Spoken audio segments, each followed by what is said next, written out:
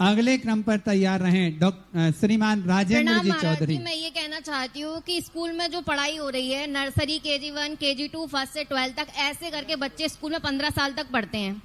फिर उसके बाद ग्रेजुएशन करते हैं, BCom MCom, उसमें 5 साल लग जाते हैं। तो 20 साल जो स्कूल और कॉलेजों में पढ़ाई करते हैं, इसके बाद वो काबिल नहीं बन पाते।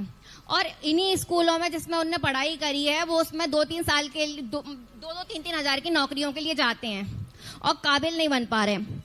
20 साल में जो उन्होंने पढ़ाई में खर्चा किया है, वो पढ़ाई का जो खर्चा उन्होंने किया है वो उनका निकल नहीं रहा, वो कमाई नहीं कर। जिज्ञासा कीजिए। क्या मैं ये कहना चाहती हूँ कि अशोकनगर को शोक मुक्त करने के लिए हमें गुरुकुल खुलवाना चाहिए अशोकनगर में।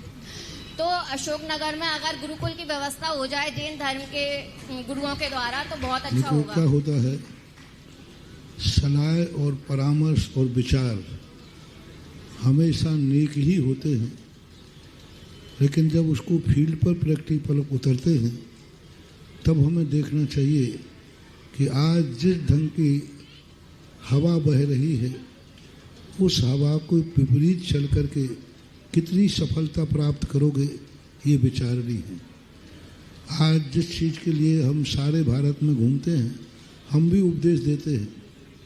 आज हमारे आचार्य महाराज ने इतना प्रयास किया था, आओ हम लौट चलें और अंग्रेजी छोड़कर हिंदी पे आ जाएं।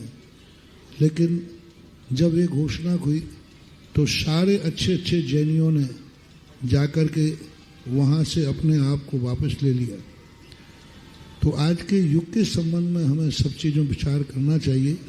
विचार नेक हैं, प्रैक्टिकल हों, समाज तैयार हो। मानस बनाने के लिए हमेशा उपदेश होता है, लेकिन मैंने बीच में भी कहा था कि लोग कहते हैं मंदिर बहुत बनते हैं, आओ मैं अस्पताल खुलवाता हूँ, आओ मैं स्कूल बनवाता हूँ, 10 लोग आकर के नमोस्तु करें और स्कूल खोलने का आशीर्वाद लें। 10 लोग आकर के नमोस्तु करें और अस्पताल खोलने का आशीर्वाद लें। 10 लोग आ जाओ, नमोस्तु करो, कल ही विद्युत संगोष्ठी में गुरुकुल का शिलान्यास करें। पर 10 लोग आओ तो सही। हमें किसी भी कार्य के लिए संगठन चाहिए, कलऊ एकता बलम।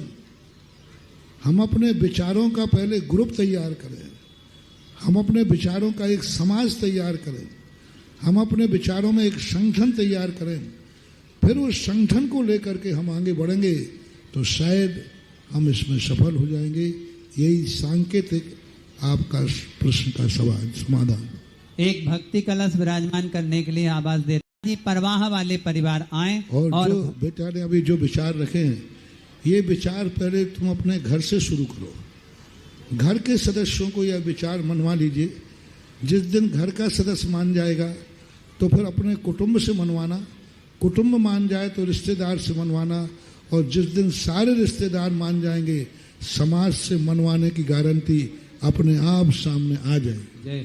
पहले इसको प्रैक्टिकल करें, विचार ही नहीं, स्वयं आचार, स्वयं के बच्चों पर, स्वयं के परिवार पर जो अपना कहना मानते हैं, उनसे इनकी शुरुआत होना चाहिए। परवाह वाले परिवार पहुंचे और